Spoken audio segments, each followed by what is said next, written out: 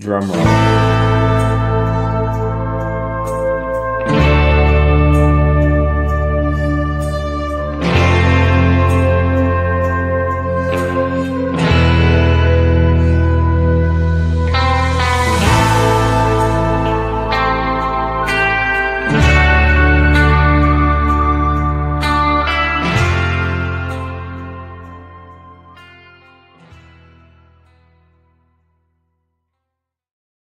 Ain't half bad. Oh, there you guys are. Doing some light reading.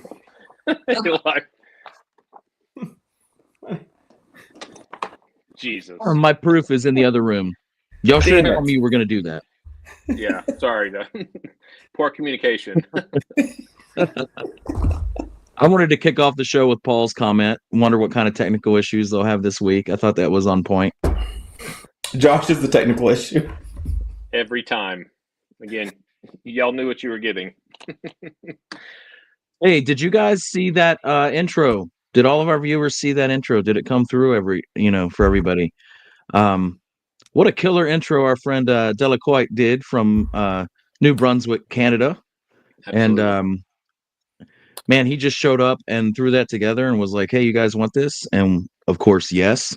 So I hope you all were able to see that. Let us know.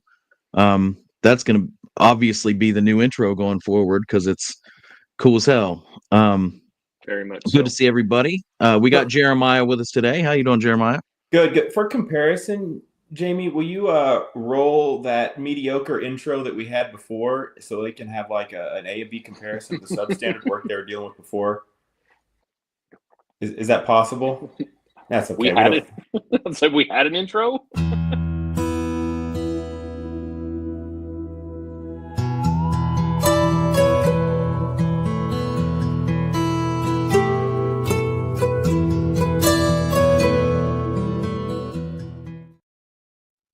Look at that pan. Did you see that pan coming? It's like the logo's coming right at you. We're Steven Spielberg, you know that? James, you're fired. You're no longer needed, sir. Well, it would be hilarious if the viewers don't see any of that. And I know. They were like, what are these idiots talking about? Yeah. Anyway, it'll be on the replay. Yeah. Great introduction. I mean, super professional, man. Wow. That's impressive. Yeah. So yeah, James, what else is going on? James, you've had a little bit more contact with him than we have. What is the story behind the new introduction, and kind of tell us what's that all about? Okay, this is our friend Pierre in Canada. He just messaged us, said he wanted to help the coalition. He loved what we were about, and he is a filmmaker, musician, everything. I mean, this guy is almost too cool to be talking to us. So it's really I know, right? Makes me suspicious as to what he's doing here because he's just way too cool to be here. But we'll take it. I feel like this is like historical catfishing. I don't know. Right? Yeah. Like what's your game, Pierre? What are you doing here? Right. You're too talented to be here, sir. Yeah. Clearly, with the three of us, you do not belong, sir.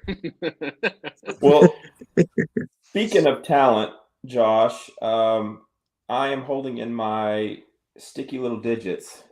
Yes, sir. This gem. Absolutely. If I'm not mistaken, Josh, correct me if I'm wrong, but this bad boy is going to be paperback and hardback? Yes, sir. In fact, I have the only hardback thus far in existence. So yes, paperback and hardback.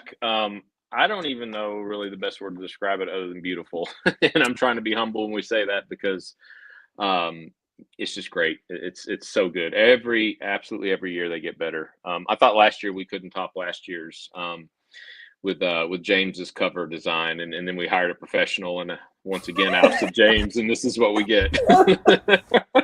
Telling you guys thought this was it, and then you found out professionals existed. I know, exactly. Go ahead. What are we looking at inside? What do we got in this bad boy, Josh? So we've got, I think, 98 pages is what this comes to total. So, and I'm not saying this to disparage Bob Bell's work, but I compare this to his illustrated Life and Times of Billy the Kid. It's the same size. It's the same paper quality. If you're familiar with that book of his, that's exactly what you're going to get with the journal. As far as quality goes, we've got some articles by David Thomas in it. All three of us have made contributions. Doss has an article in here. David Garrett. It's just solid stuff. Yeah, David Garrett. David Garrett. Mills, our buddy Mills from Australia. Mills. Man, it's just solid. And again, I know I'm biased, but I'm serious when I say this because God knows I've seen them all, and I probably own most of them. It's the best Billy the Kid journal / magazine ever put out, and I say that with all sincerity. It's absolutely awesome. I can't wait for everybody to get their hands on it. Mm-hmm. I know. Hands down. Yeah. I mean, I can't go on enough about it. Mel has a great article on Tunstall's early years and all the Amy sites over there in England. Yeah. Amy did the Ellis House piece. And if you haven't noticed, the back cover graced by Mel's art, which is also on our latest T-shirt. Mel, thank you. Once again, it's far better than anything James has ever produced.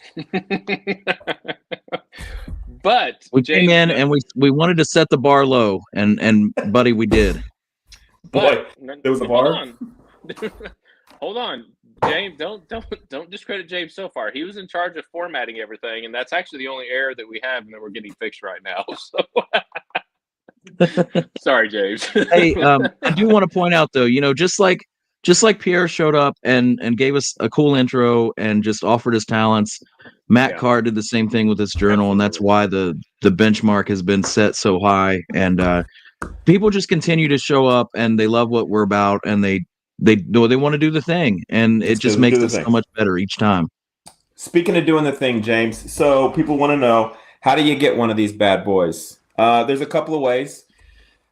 Here in, I would say maybe the next month or so, it'll be available individual purchase on our website. You'll be able to buy it. If you purchase, we've changed the membership up just a little bit this go round. We hope it's a little more improved model. Going forward, when you sign up, I think it all began in December, you get a membership packet. Every year, if you renew, you get something new in that membership packet. And then once a year, if you're a current member going forward, we mail you the journal in the springtime. This year, it'll probably be around March 1st. So renew your membership, or if you prefer, you can buy 2 or 3 for a friend on our store. Yeah, autographed copies are $75 a piece. Yes, individually. And if anybody wants to know, so the memberships that you get is going to come with a paperback one, like what we discussed, which again is exactly like Bob Boswell's book. Again, just because that's such a well-known book, everybody knows what they're getting with that. If you want to buy a hardback, you can obviously do that as well. They're not going to come with the memberships. The paperbacks come with the memberships, but the hardbacks will be available to buy also. It's kind of like a collector's thing. And again, guys, I mean, it's hard to say on this, but I mean, these are thick. This is really solid quality. So if you're a hardback guy, which I know a lot of people are, that'll be an option as well to buy separately.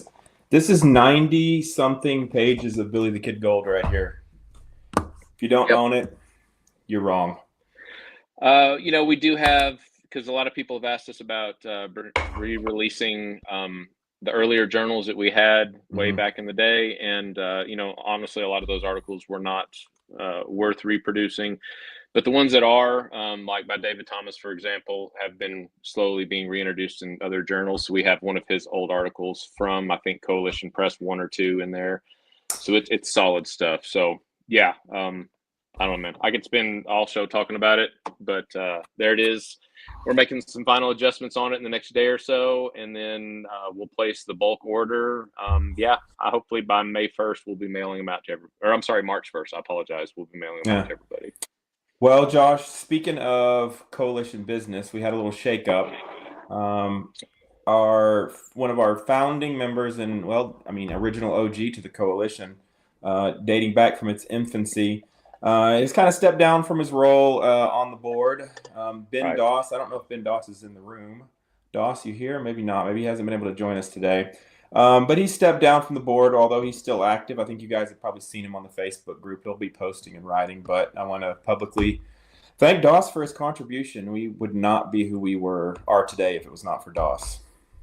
Yeah, absolutely. Yep. Doss did a great job of helping us build the foundation that we have right now. So we definitely have the following and the foundations that we're all enjoying now because of his work. So we do appreciate it. Like I said, he's not going anywhere. I've talked to him on the side. He's going to do some stuff for us for an upcoming journal as well. So he's not gone. He's just in a different role. So again, thanks, Doss. Again, we'll talk to you again soon, bud. Well, this is what I'm excited about. James, how excited are you about the upcoming coalition convention? I named it that, by the way. It's okay. We're changing the name, but it's all right. No. Coalition convention. What is the coalition convention, Jeremiah? I haven't heard a thing about it. Tell me. Again. Lincoln, come on, man. Get with the program. You know? Well, let me. Josh is using 8mm reel to reel. Yes.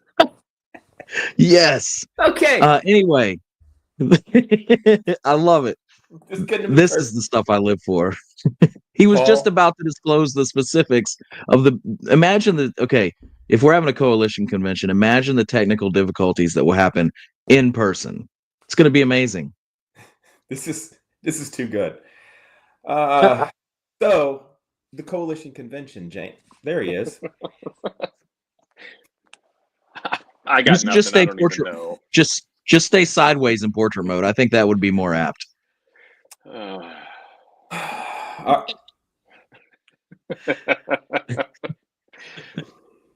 This is just weird. Let's do this. Yes, DB Cooper. Abraham Zapruder used more advanced cameras than Josh does. You literally said that before we started. Wild. All right. Anyways, the coalition convention. But we had a meeting. You guys weren't there. I think I was the only one attended, but I voted that we call it the coalition convention. What's the deets, Josh? So yeah, like we talked about earlier, we brought it up around Christmas time when we told everybody we wanted to do this. We'd originally discussed a date around April that looked like it might work for everybody. Unfortunately, that didn't work out for a variety of reasons, just scheduling conflicts with everybody involved. So we've officially set the date for September 20th, which is a Saturday, and September 21st, which is a Sunday.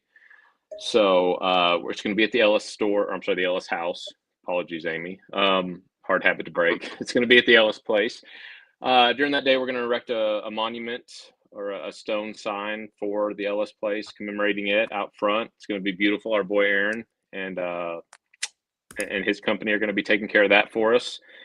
We're going to have actually, we're still kind of fine tuning a lot of the other events, but I've been in contact with some pretty noted historians, Roy Young for one, David Thomas another, John Lee May, a couple other authors that I'm not going to mention just yet because they haven't 100% locked in yet, but we're going to have book signings, roundtable discussions, those sort of things with some pretty well-known historians that we're bringing in. So I'm pretty excited about that. We're going to be doing some barbecuing. Our boy Mike, you've heard of Mike, right, James? You know who I'm talking about? Would love to meet him. Heard so much about him. Eventually we'll see him. Mike's going to come and do some barbecuing and some beer drinking. And I believe you and our other Amy are going to do some guitar picking. And man, it's going to be a good time. So yeah, I might even bring my band. Who knows? Outstanding. So there's going to be a lot more that goes into it than that, but that's just tentatively the schedule. But that is the dates. We've locked it in. In fact, my good friend Kristen from New Jersey, she's listening.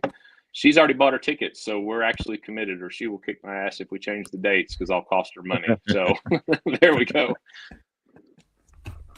So yeah.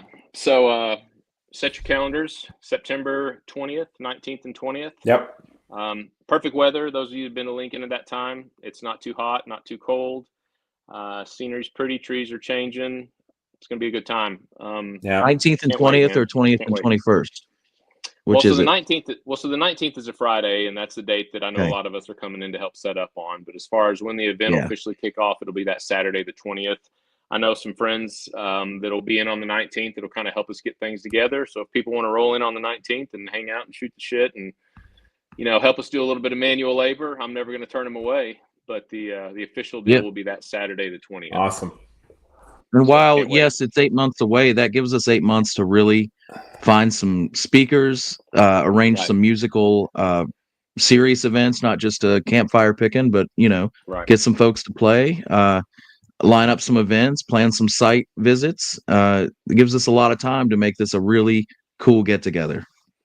Right.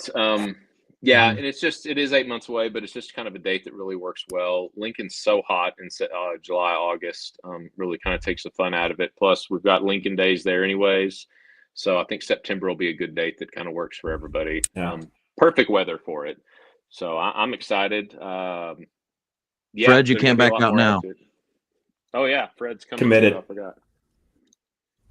Yep. He's already made this commitment, so we've got him down. Right.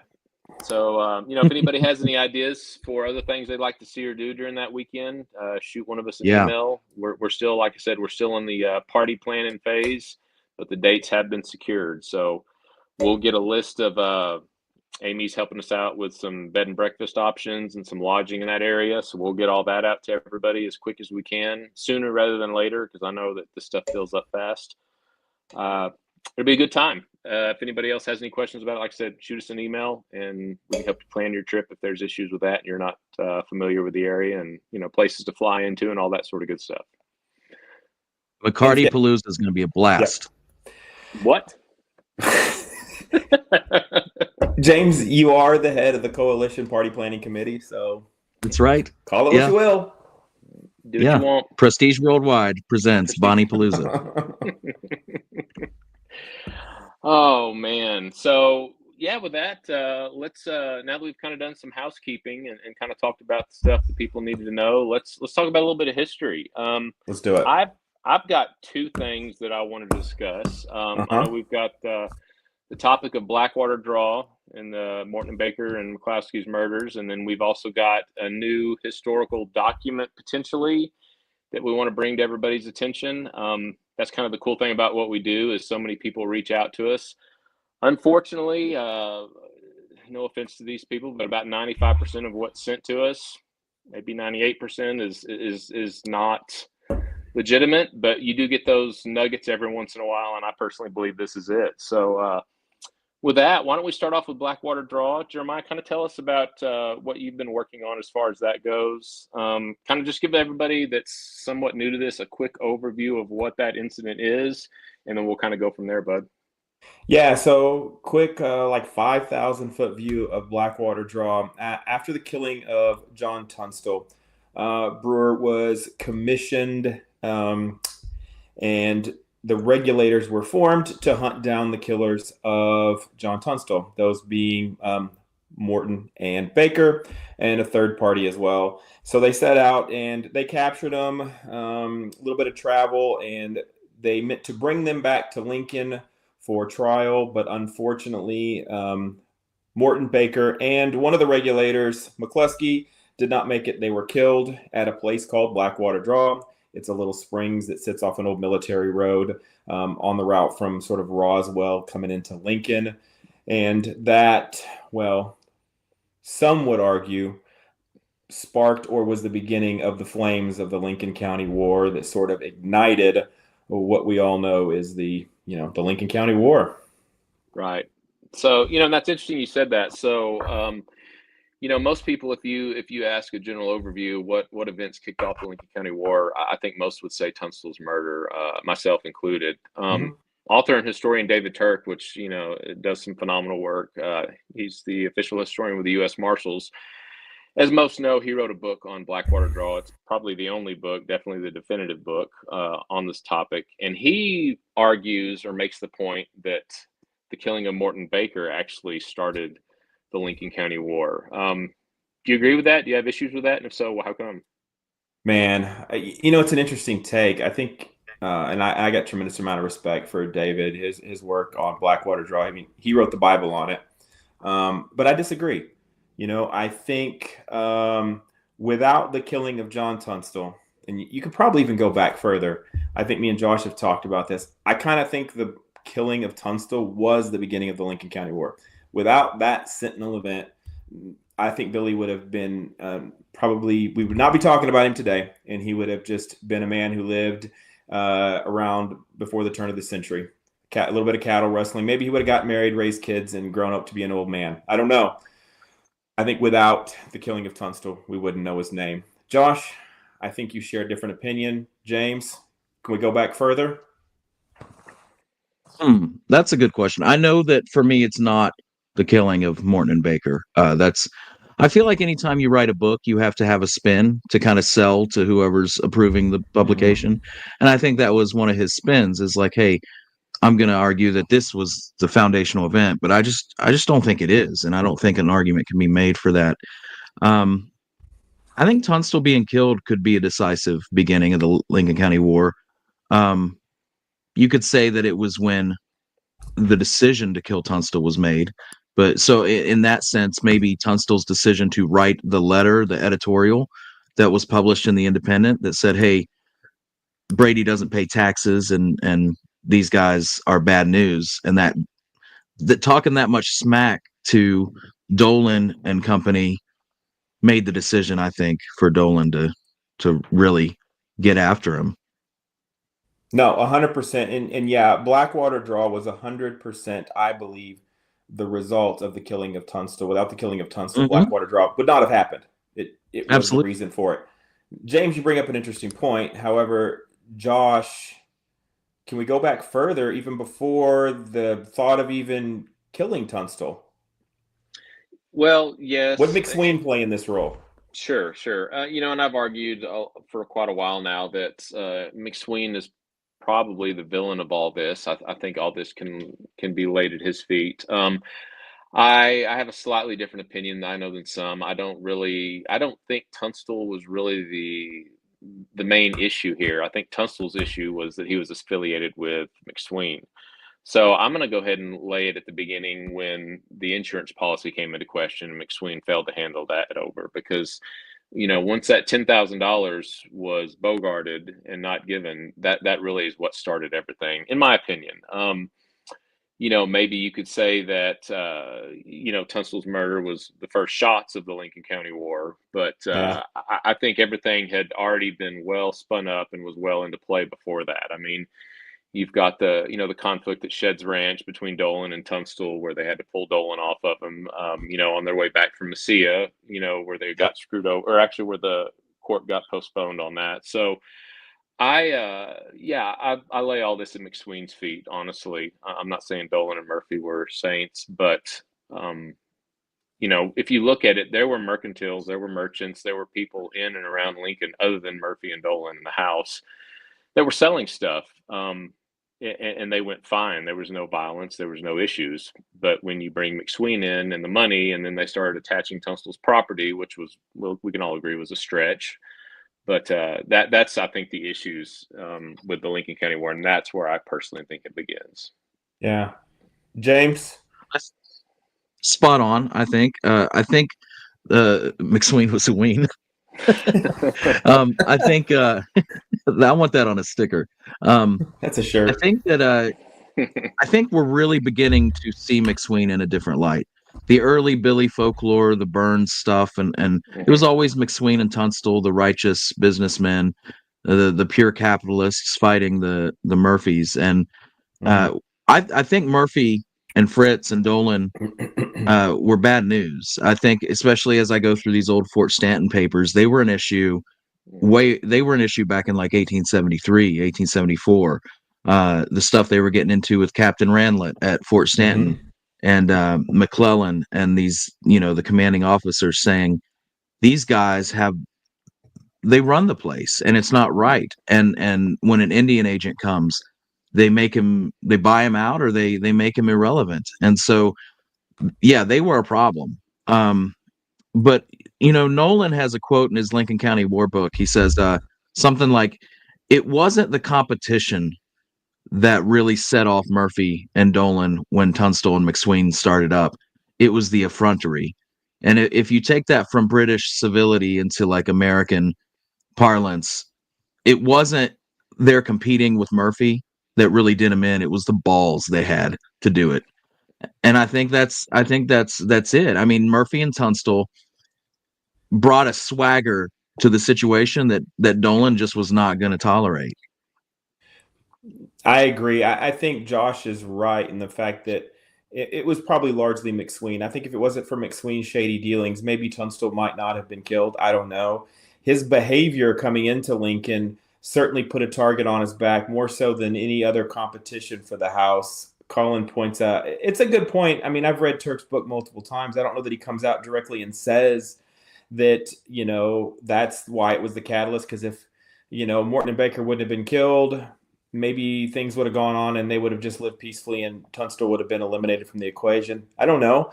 I think the house was troubled, man. It was falling. And I think if it wasn't Tunstall, it was somebody else. Yeah, there's always somebody else to come along.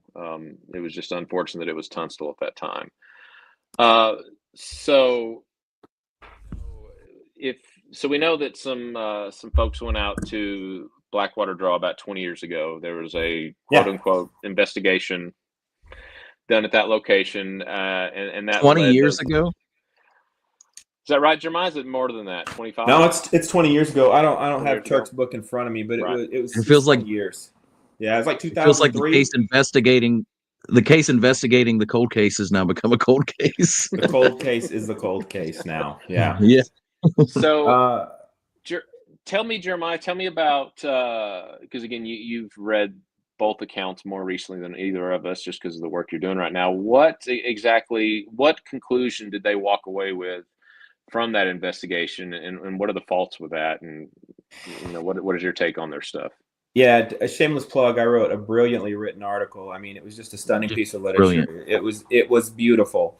On sort of the analysis of Blackwater Draw killings. There was a group, David Turk, Cold West Detective Agency, and some researchers from, I believe, Texas A&M went out there, and they kind of combed it. They went out there with they did a kind of CSI style investigation of what they felt was the site. They found some period correct shell casings on the ground floor, not disputable. It was analyzed by a very reputable firearms expert at the time. I argued that it's tough to tie that directly to the weapons of the regulators. You're gonna, in order to believe, which they did, that those weapons, that those rounds came from them, you have to believe that they're in the 100+ years since, not a single weapon was fired at a very popular watering hole on a well-traveled road. They failed to really mention in their analysis that they also found non-period correct rounds there as well, leading the fact that there has been multiple weapons fired there. I just say it's great, but man, I have no idea if they came from Billy's gun or not. So to me, it would make sense, and maybe I'm overthinking it. Thanks, sorry, Colin. James. You're absolutely correct. If there are copious amounts of rounds there that are not period correct, and I don't remember the dates, but it was a few, not copious, but it was a few. Okay, so if there are rounds there that are not period correct, then obviously, in my line of thinking, it makes sense that the rounds that were there that are period correct could have been casual shooting, just like the rounds that were not period correct. I mean, if you're going to go there in, let's say, 1900 and fire at bottle caps and raise hell just for entertainment purposes, there's nothing to say that they didn't do the same thing in 1878. So, correct. Yeah, exactly. And I think that's the assumption. In order to fall in line with their investigative works, you have to believe that before or after that there wasn't a single shooting that happened at that location. There was only one shooting in over a century at that site. It's off the road, traveled watering hole, the only watering hole between Roswell and Lincoln on a military road, that there wasn't a single shooting there during that era. And so to me, that's a far cry from like legitimate proof. So I'm kind of lobbing this up. Go ahead. I was going to say, I think that's a good example of making leaps when you do history, of, stating the facts and then making sure you don't make a few jumps that are unwarranted. For instance, what should be stated is, hey, we found period correct casings at the site. 2 casings, 6 casings, this many were found at these locations, period. That's it. That's all you can say. You can't say this was definitely fired by the regulators. You want to see the shell that shot so-and-so, here it is. It's like, no, you cannot prove that. Why?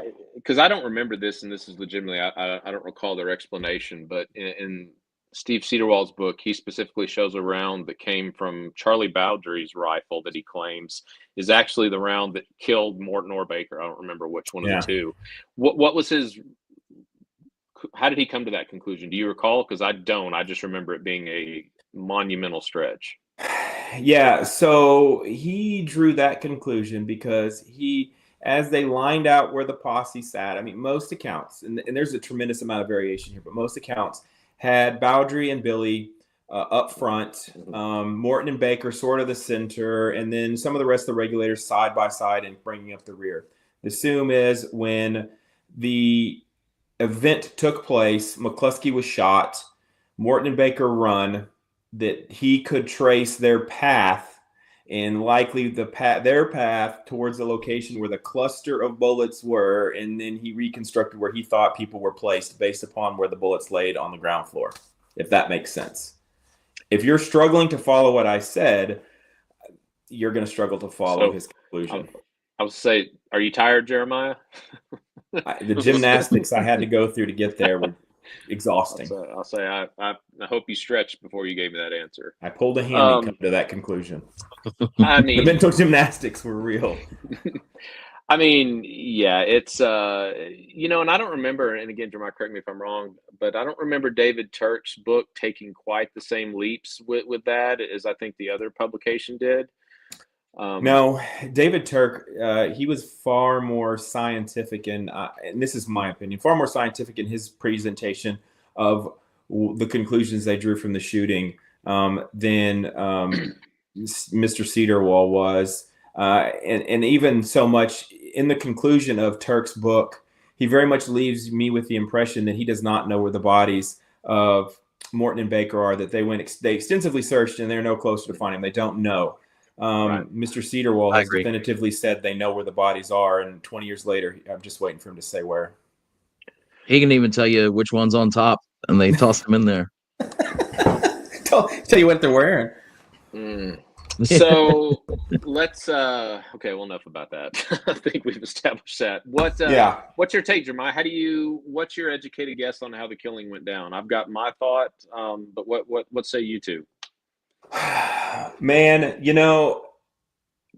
my gut is I think it went down pretty much the traditional way. I think they whacked McCluskey because they needed him out of the way. He stood in the way through the whole deal. I don't think Billy was the catalyst, but I think once McCluskey dropped, that was the hammer dropped, and that was Billy's opportunity. Bowdry jumped in, and everybody else followed, and they knew once McCluskey was gone, it was a free game. You have any issues with that, James?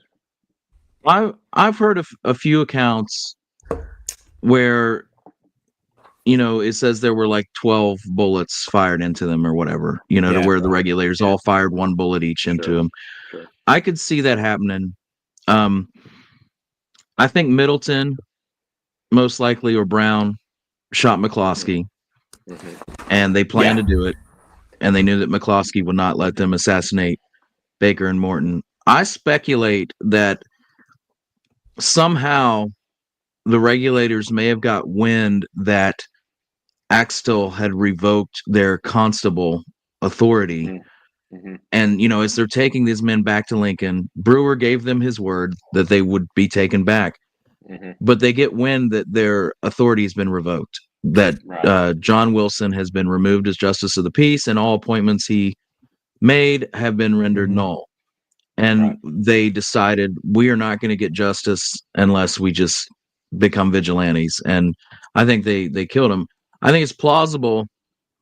I see them, and this is all speculation, I see them just putting them down, like all of them just firing at him. But if McCluskey was killed and it was a surprise to Morton and Baker, and they saw the writing on the wall, then I can see them dashing off, making a run for it, no matter how slim the chances, and getting gunned down.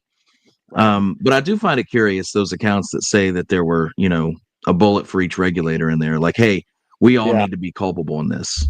Ironclad, right? We all need to put a bullet in there.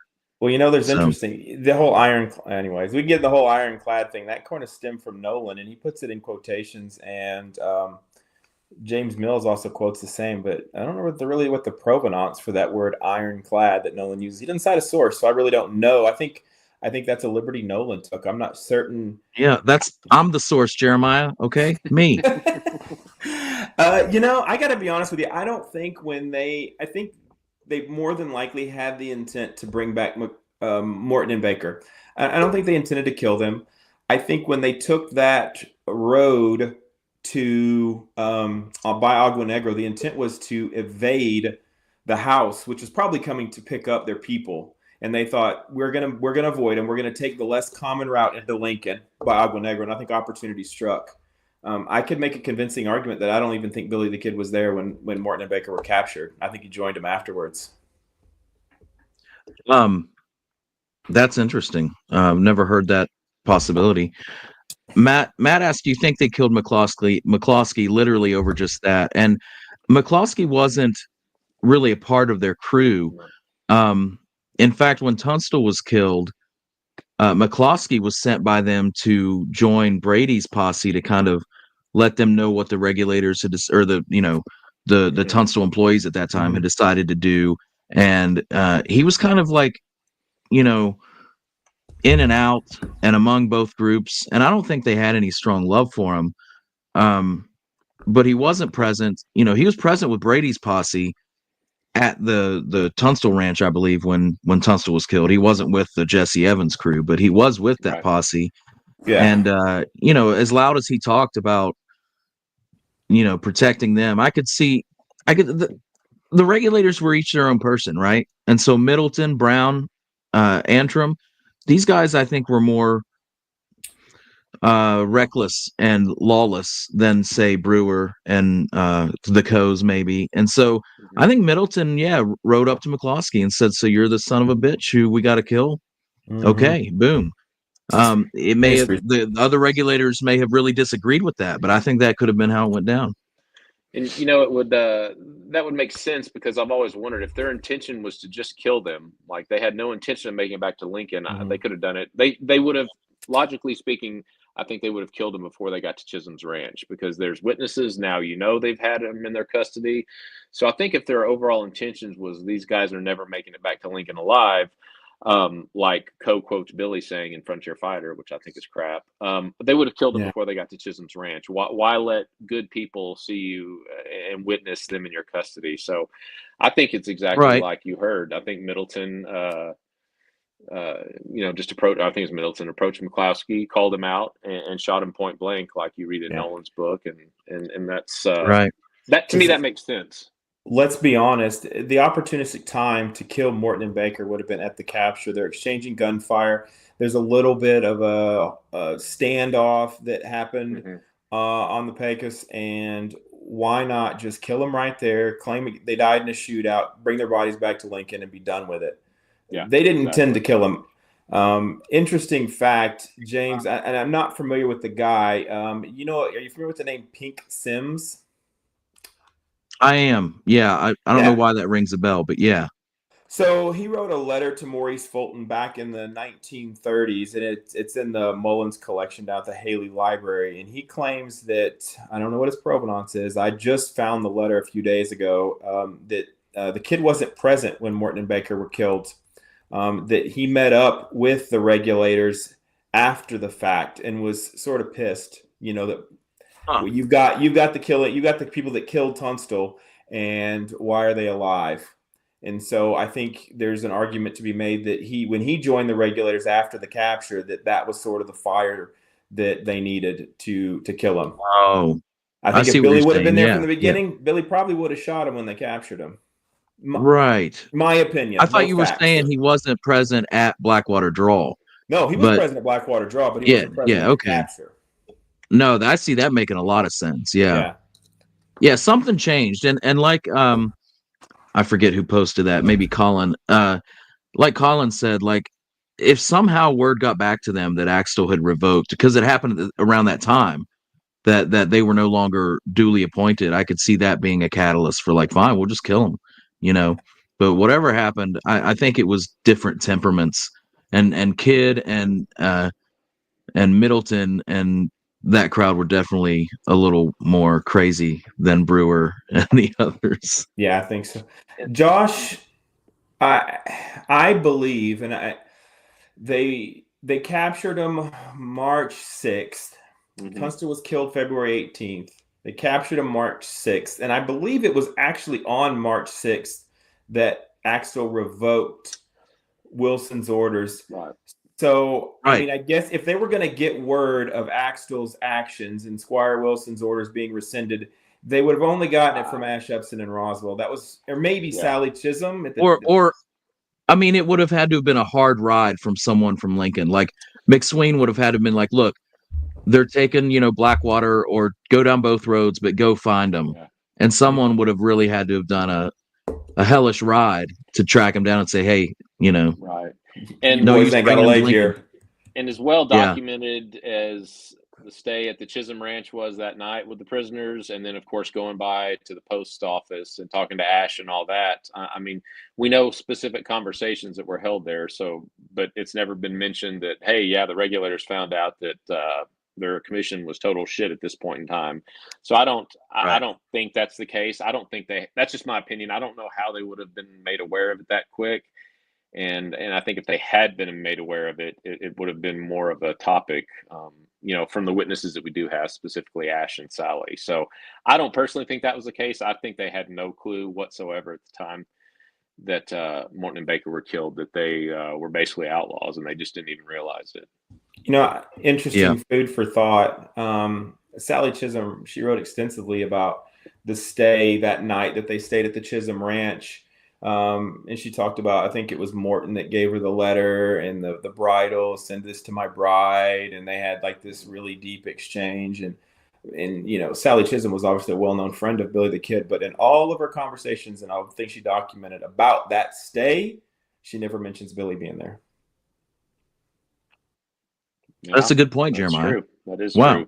That doesn't That's come a up. good And I point. would have think, and Sally talked about this on multiple different occasions. It's well documented. It's in her memoirs. She never mentions Billy being there. She doesn't say he wasn't, but she doesn't, nothing. And I don't think Ash mentions him being at the post office either when they stop in Roswell. No, he doesn't. Mm-hmm. So yeah, Wow. So I mean, literally, what if Billy rode up on them as they were leaving Roswell or somewhere on the trail back? I mean, that's my opinion. Is I think Billy joined them somewhere between Roswell and Blackwater Draw. Good thought, that's man. pretty cool. I've never thought of that or realized that. So yeah. That's well, boys. I think a little piece of history we've got discovered. Let's segue into the last topic. We've been going for a while. Josh, we got another Billy letter? Yeah, I think so. I mean, I don't know. I mean, I hate to ever say absolutely because, provenance is what we have to make our final decision on. So, sure. A gentleman, a member of ours, sent us a letter that's been in his family for about 35 years. He chooses to remain anonymous, so I'm going to be somewhat vague with a couple details just because at his request. But he shared a letter with us. And before James puts it up, it's a letter written by Billy to. Okay, I'll put it up now. It's a letter written by Billy to a Mr. I'm going to say Eifeld. Am I pronouncing that right? Ilfeld. Right? Ilfeld. Okay. James is the most intellectual among us. What is it? Ilfeld? Yes, Charles Ilfeld. Thank you. Charles Ilfeld, from the gentleman from West Virginia. Okay. So Charles Ilfeld was a German Jew that migrated to the country in, I believe, 1863, 1864. Him and his whole family, and when I say family, I mean like extended family, brothers, etc. Mm-hmm. They set up a series of mercantile stores in and around Las Vegas, northern New Mexico. I believe they had one in Albuquerque, if I'm not mistaken. So at the time, Billy was held captive in Santa Fe. I believe the letter, if I'm not mistaken, was dated January 10th, 1881. Mm-hmm. That's correct. And he writes a letter to his friend, Charles, basically kind of pleading his case. So, James, you've got the transcription of that letter as well. Is that correct? Do you have it I do, readily available? Will you? I can read it. Can you pull it up for the people at home? Do we have? I can pull up the letter, but the transcription's on my phone. Pull up the letter. Let the people see the letter. I'm on pins and needles. Let the people see it. Let the people see it. People And just demand so you it. know, we did put a watermark on this letter. I'm trying to say this with a straight face. This is not our property. We are simply Right. putting the watermark on it, not to covet this history because it's not ours, but just to preserve its integrity in the event that the owner decides to do something with it. So we're that's why that's being done. James, Free Billy. free Billy. James, read it for us, brother. Okay, so let me zoom in here a little bit. We've got up top Santa Fe. Santa Fe, New Mexico, January 10th, 1881. Mr. Ilfeld, dear sir, I promised you I would stop on my way to Santa Fe. Have asked Governor Lew Wallace to come and talk with me. I can then explain everything to him. I thank you for the money you sent me. It is nice to know I am not entirely without friends. I shall repay your kindness. You are a friend. Yours respectfully, abbreviated respect, William H. Bonney. And we see the nature of the Okay. paper. Right. Okay. It looks a lot Well, more thin. right. Mm-hmm. So, in my thoughts, there's a couple things about this that jump out at me. In my opinion, there's three things that we need to discuss in regards to this letter. One, what if any provenance does it have? Two, does the history match up with what we know about Billy as far as Mr. Eifeld and whatnot? And three, does what we actually see here as far as the stationery goes, the handwriting, punctuation, grammar, etc., does that match up with what Billy said? Mm-hmm. So to start out with, as far as the provenance, to be upfront, we don't have any. He came into this letter about 30 years ago. He actually has a letter from another family member that donated it to them about 30 years ago, and they just said they've had this letter in their collection for a long, long time, and they treasured it, et cetera, et cetera.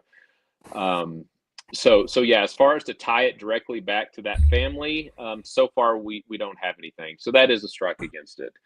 But as far as the history of the letter and what it talks about, I think there is a lot to definitely connect it to Billy. So the big thing, and when I talked to Jeremiah about this before Jeremiah got a hold of it, and before he became aware of it, the first question he asked me is, how can we connect it to Billy?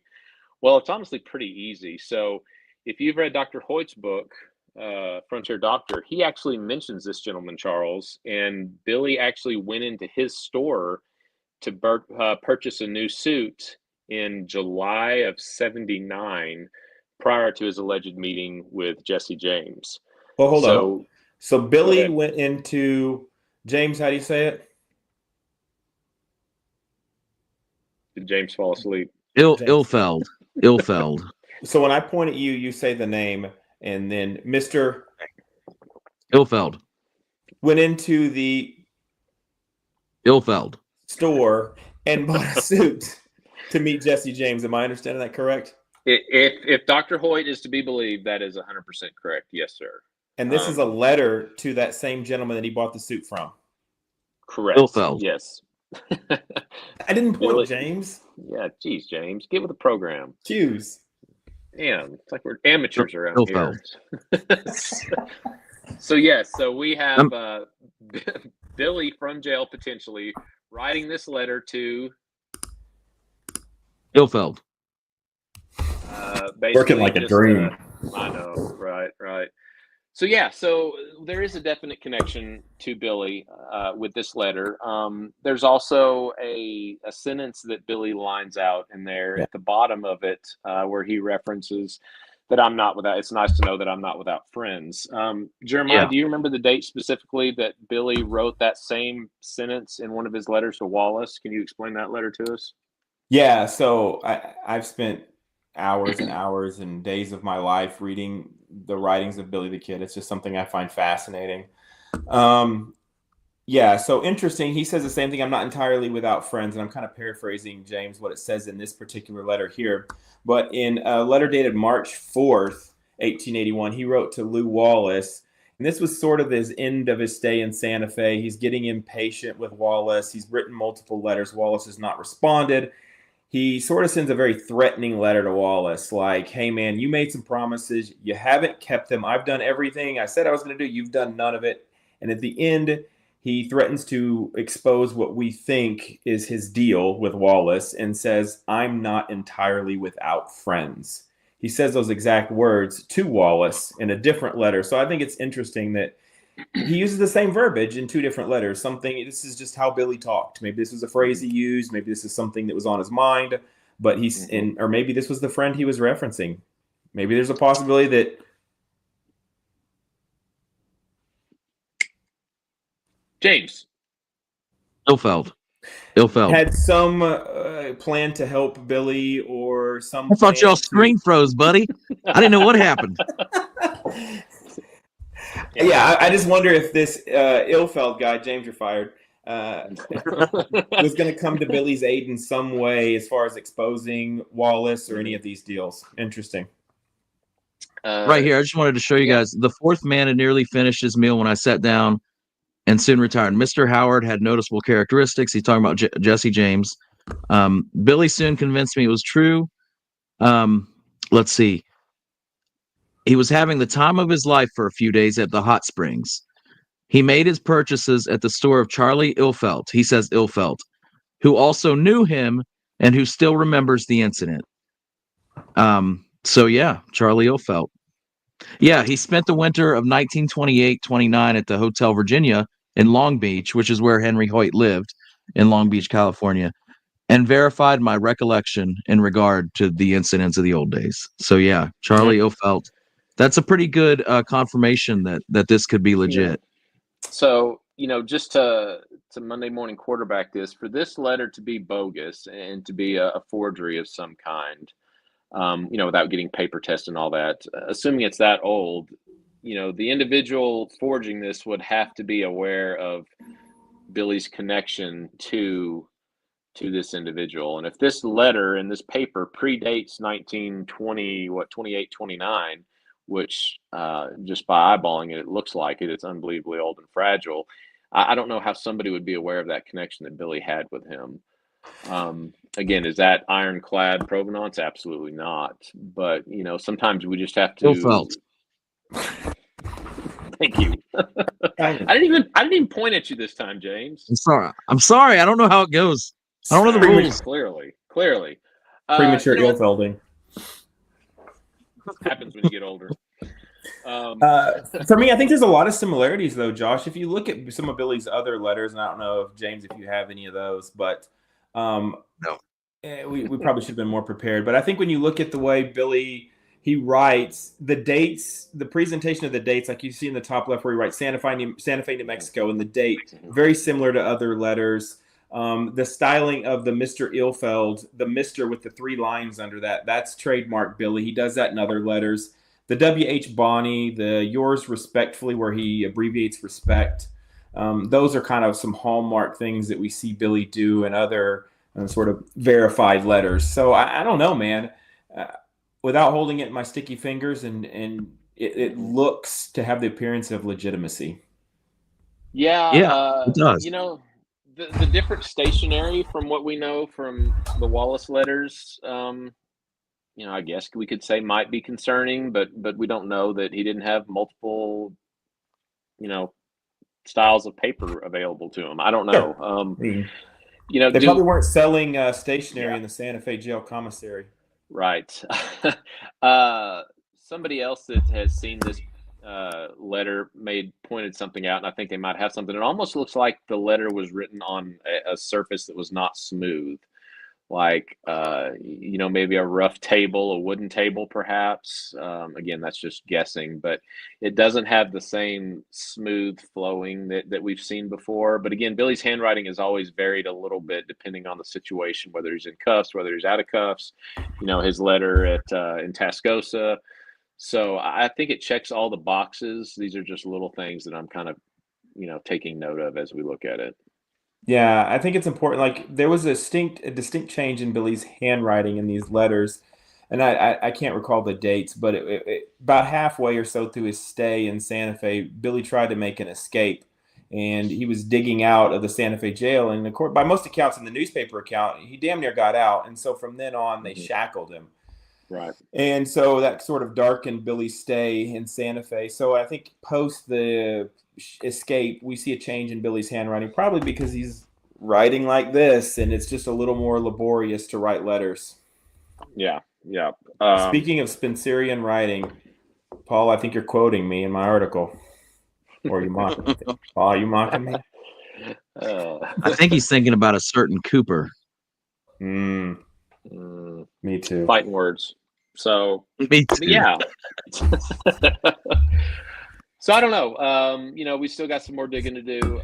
We've had this for a little while, and props to the owner for trusting us with this information. It's taken us longer than we would have liked to have gotten, kind of on the ball with it. But so is the Billy business. There's never any shortage of projects and things to do. And anyways, we're going to keep digging on this and see what else we can come up with. Because I got a question, Josh. Yeah, what you got? So I mean, you know more than I know, James. Same for you. I was not, before that Josh showed me this letter, the name Charles Ilfeld had never crossed my brain. I'd never heard of him. I didn't know anything about him. I'm not well knowledgeable on the Jesse James Billy connection. A very broad overview.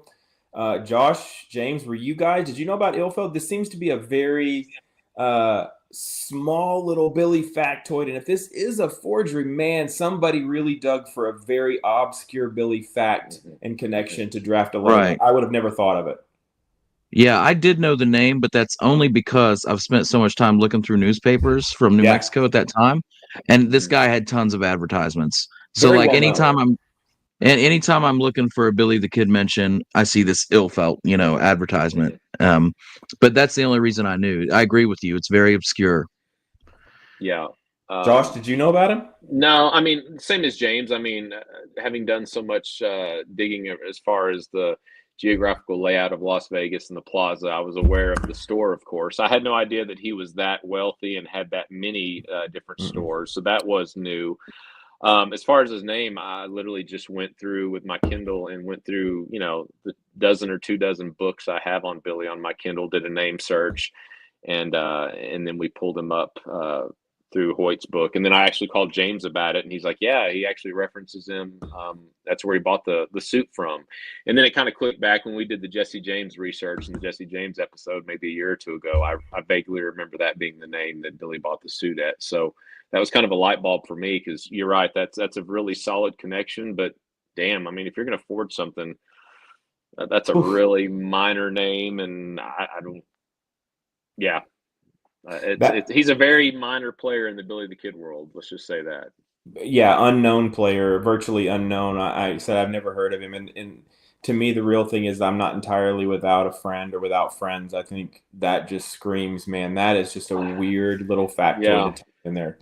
And that's true. And I would like to know, and I don't. I mean, Gail Cooper's book would probably say, you may know Jeremiah because you've done so much digging into his writing, but I'd like to know, when did all of Billy's letters become public knowledge to where people could read them? And I mean, I know a couple of them were in the paper, but when did all that become public knowledge to where somebody in theory could have seen that quote and tried to plagiarize it to authenticate this letter? Any ideas? Don't take this to the bank, but I think from the best of my understanding, after Wallace died and his children went through his estate, they turned most of his letters and belongings over to the University of Indiana, where his archives are, and then things got archived and made for public viewing. And so after the turn of the century is when it sort of became available for public consumption. Before that, it just sat in his personal collection till well after the turn. Right. I think I mean, Wallace made some weird claims that he had some letters from Billy's published in the Santa Fe newspaper, but I think that's all kind of bullshit. I think Wallace is just talking to be heard. Right. I would think, just without wrecking my brain too much, that if we could get this paper dated and it predates 1900, I think that would really kind of lock this in for us, because this would definitely be information that would not be available to somebody that early into this. Because again, the quote, the Wallace quote, and I'm tired of pointing at James, so I'm just going to say Charles. Those are just such obscure. Okay, we're going to do it. James. I need a Gosh damn it! Never I need a mind. button. You've ruined it, James. You've ruined it.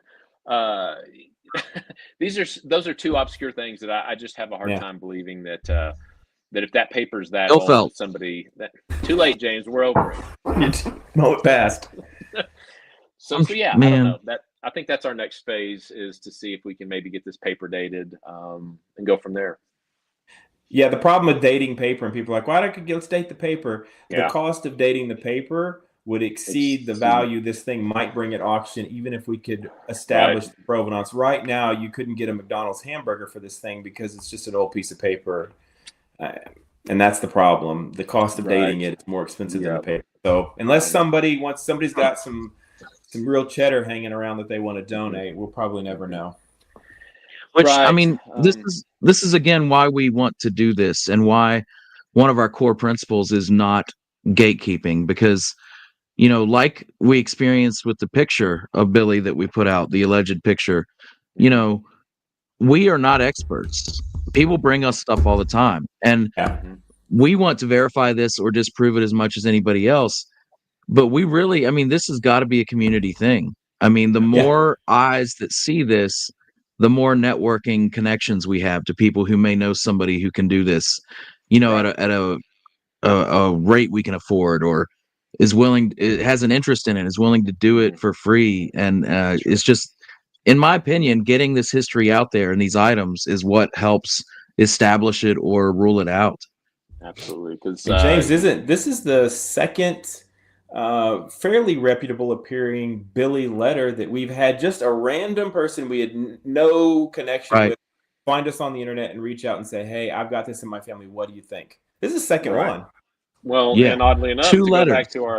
go back to our journal that's about to be released, that first one is in this upcoming journal. You did the article on that, and I would bet my house and sell my house to own that letter. I'm that positive it's legit. So I mean, that's how these things come about. And let's be honest, without name dropping, if other organizations had been given this stuff, it'd probably be still sitting there waiting for a DNA television show, a DNA test, Yeah. and a television offer to make a show of it. So, yeah, I don't like holding on to this stuff any longer than we have to, because James, you said it best. I mean, there's 3 or 4 of us on the coalition and looking at this, and there's a lot smarter people out there than all 3 of us that might know something that we don't. So I've reached out to Mark Wahlberg about this, so we should be okay.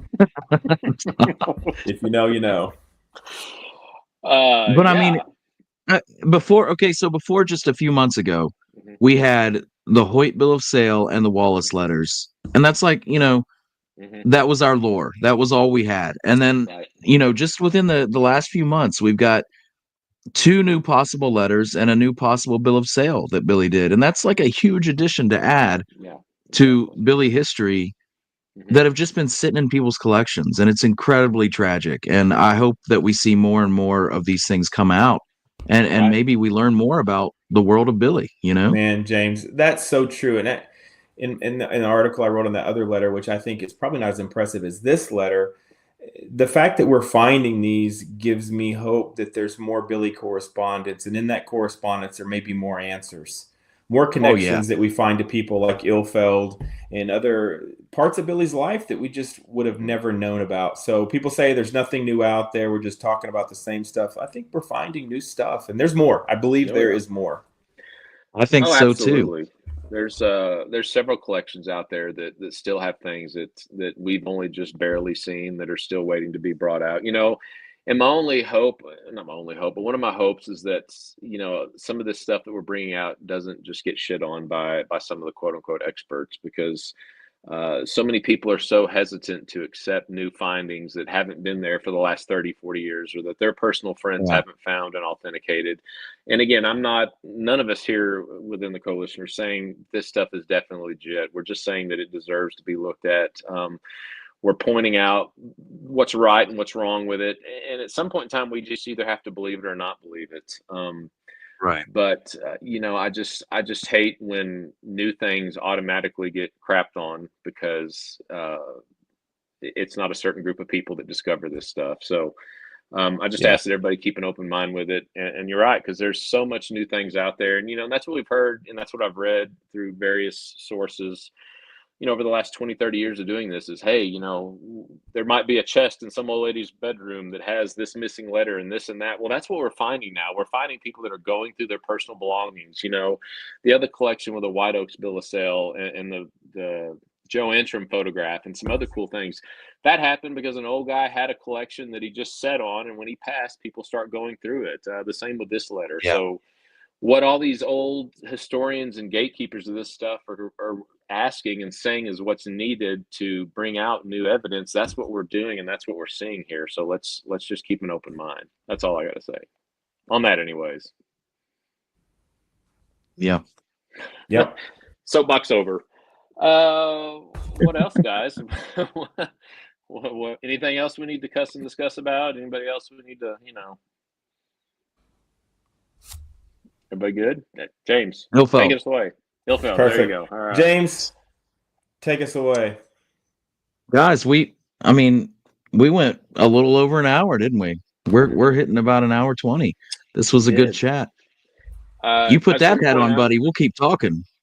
And it ends as it began. Make New Mexico great again. Yes. That is no affiliation with Donnie T. That is just a Billy the Kid shirt. So everybody don't get too worked up. You can buy them on our website. Damn, Jeremiah, I can't even talk to you with that stupid hat on your head. As soon as I was made for the cowboy life. Yeah, you were. Just like I was made to be an IT tech. Guys, thank you all for joining us. We will see you again soon. Yeah, and let's all start making our plans for September. That's going to be fun. See you guys out there. Y'all have a good day.